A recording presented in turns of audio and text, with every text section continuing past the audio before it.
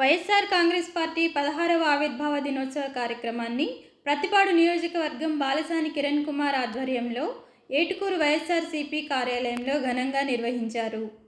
ప్రతిపాడు నియోజకవర్గ వైఎస్ఆర్సీపీ బాలసాని కిరణ్ కుమార్ ముందుగా doctor YS Rajasekhar Reddy విగ్రహానికి పూలమాలలు వేసి ఘనంగా నివాళులర్పించి తదుపరి కేక్ కట్ చేసి జెండా ఆవిష్కరించారు.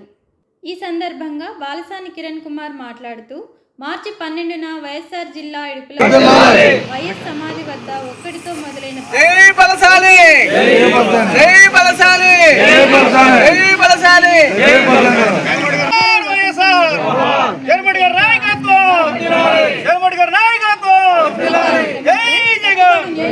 వైఎస్ఆర్సీపీ కార్యకర్తలు నాయకులు వర్ధిల్లాలి వైఎస్ఆర్ కాంగ్రెస్ పార్టీ, జై జగన్, జై జగన్, జై జగన్.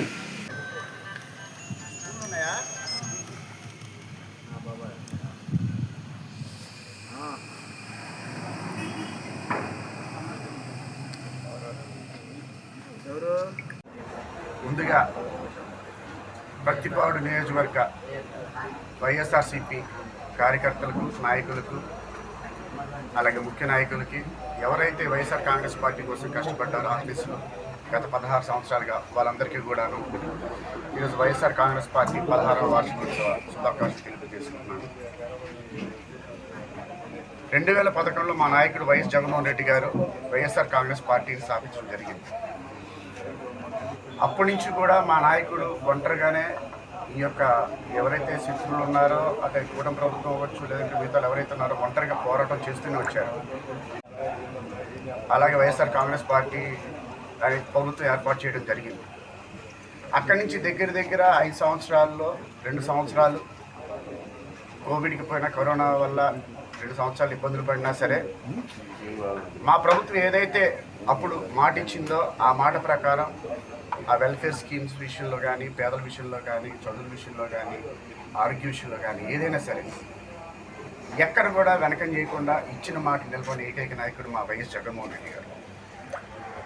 అలాంటి నాయకుడు మళ్ళీ రావడం కోసం అని చెప్పి 2019లో 24లో మళ్ళీ అబద్ధపు మాటలు, అబద్ధపు హామీలు ఇవ్వడానికి ఇష్టపడక ఏదైతే చేయగలనో అదే చేస్తానని చెప్పి సో నేను అబద్ధాలు చెప్పను, అబద్ధాలు చెప్పి గెలిచినాక అవసరం లేదు, చంద్రబాబు నాయుడు ఈ అబద్ధాలు చెప్తున్నాడు అవన్నీ పూటకు హామీలు అని చెప్పి అనగా సరే జనం నమ్మల.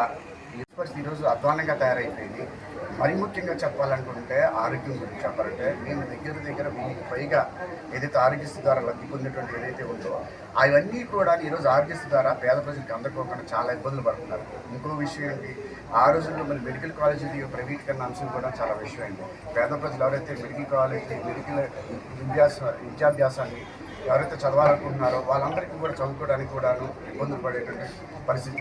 ఏదైతే అంటే ఈ యొక్క ప్రభుత్వం ఓన్లీ నిన్న ఒక కార్యక్రమంలో ఎవరు అంటున్నారు, ఈ యొక్క ప్రభుత్వం ఓన్లీ అక్కడ రాజధానిలో ఉన్నటువంటి ప్రభుత్వం అందరికీ ధనవంతులకే తప్ప రాజధాని అనేది ఒక ధనవంతుల కోసం చేయకపోయినటువంటి యొక్క కూటమి ప్రభుత్వం ఏర్పడడం తప్ప ఈ పేద ప్రజలకు ఉపయోగపడే ప్రభుత్వం కానే కాదు. రానున్న రోజుల్లో వైఎస్ఆర్ కాంగ్రెస్ పార్టీ 2029లో 100% జయప్రదంగా మన యొక్క జెండా ఎగరేస్తామని చెప్పేసి తెలియజేసుకుంటూ మా యొక్క వైఎస్ఆర్ కాంగ్రెస్ పార్టీని 100% మా జగన్మోహన్ రెడ్డి గారిని గెలిపించుకుంటామని తెలియజేసుకుంటూ సెలవు తీసుకుంటాను. Thank you.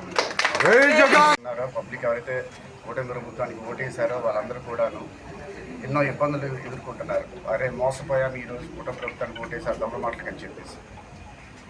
2 సంవత్సరాలు గడుస్తుంది. దగ్గర 24 నుంచి ఏదైతే కూటమి ప్రభుత్వం గవర్నమెంట్ ఫామ్ చేసిందో 2 సంవత్సరాలు గడిచింది. ఈ 2 సంవత్సరాల కాలంలో తీవ్ర వ్యతిరేకత అనేది ప్రతి ఒక్క దగ్గర వచ్చింది. అంటే ప్రతి పల్లెలోనూ, గ్రామంలో మనం అనుకుంటాం రూరల్ ఒక్కటే అని అనుకుంటాం, లేదనుకుంటే అర్బన్స్లో లేదని అనుకుంటాం. అలా లేదు, ప్రతి పల్లెలో ఉంది, అర్బన్స్లో ఉంది, ప్రతి చోట ఉంది. ఎందుకంటే ఏదైతే సిటీ డెవలప్ చేసేస్తామో లేదంటే రాజధాని బాగా డెవలప్ చేసేస్తామని చెప్పేసి ఎవరైతే అనుకున్నారో దానివల్ల కూడా 33,000 ఎకరాలు సేకరించిన తర్వాత మళ్ళీ 40,000 ఎకరాలు సేకరించడానికి మళ్ళీ ముందుకు వెళ్ళారు తప్ప ఈ యొక్క 33,000 ఎకరాలని పూర్తిగా డెవలప్ చేసిన దాఖలాలు లేవు. అంటే ఈ కూటమి ప్రభుత్వం ఓటేసిన వాళ్ళు కానీ ఎవరైనా కానీ ప్రభుత్వం ప్రజలందరూ కూడా దీన్ని బాగా గమనిస్తున్నారు. ఇప్పుడు ఎన్నికలు పెట్టినా సరే మళ్ళీ వైఎస్ఆర్ కాంగ్రెస్ పార్టీని గెలిపించడానికి అందరూ సిద్ధంగా ఉన్నారు.